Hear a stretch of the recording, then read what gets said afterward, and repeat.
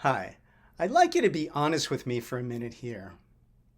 Have you ever been sitting in a meeting with your group and your manager starts rambling on about something and rambling on about something, and pretty soon you find yourself maybe looking out the window and starting to daydream, and your inside voice comes on and it starts saying, I wish my manager was Ted Lasso.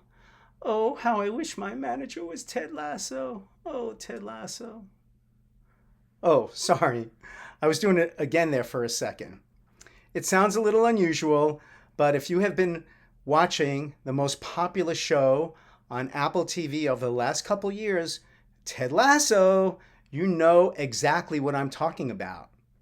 Ted is an American football college coach that gets hired to coach a professional British soccer team. Ted knows nothing about soccer, and that's part of how this is so funny. He does, however, have two assistant coaches that do know about soccer. It's a highly unlikely story, but little by little, Ted wins over each player on the team with his hopeful and compassionate leadership style. So, why is everyone drawn to this dramedy? It's because Ted has a leadership style that resonates with our humanness. His hopeful and compassionate style of coaching is what we know we need and what we know we need to feel to do our finest work.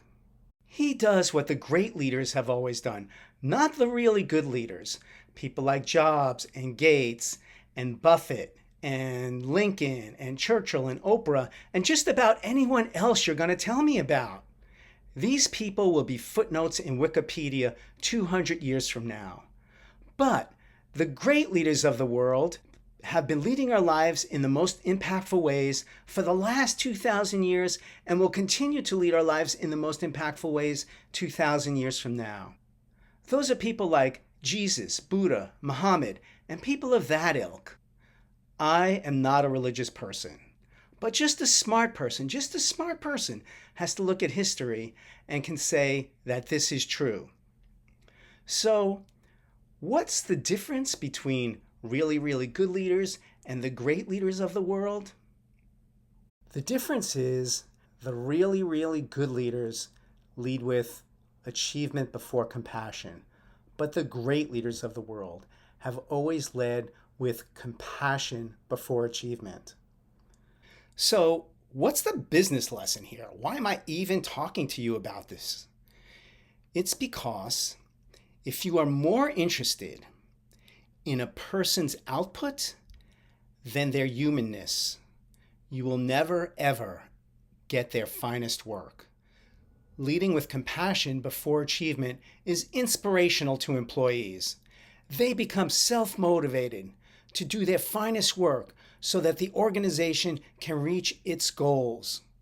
When you lead with achievement before compassion, you are constantly managing people into performance.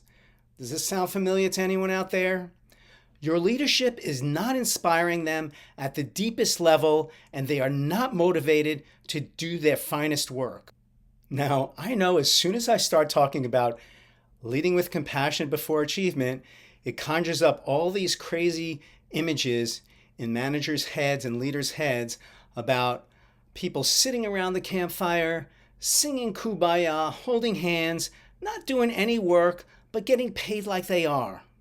Look, you will always have business issues. You'll have KPIs. You'll have talent acquisition issues. You'll have supply chain issues. You'll have budget issues, and so on and so on and so on. These facts arise in business. But it's your choice about how you lead the people through these issues to achieve the corporate goals.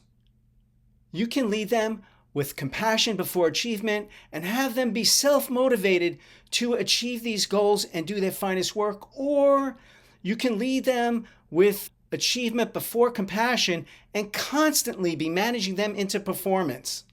It's your choice. So, lead like Lasso and your organization will have more success and everyone will be more productive and have an enjoyable life. My name is Stephen Geller, and I founded Workplaces for Humans because corporate cultures in America have a lot of room for improvement.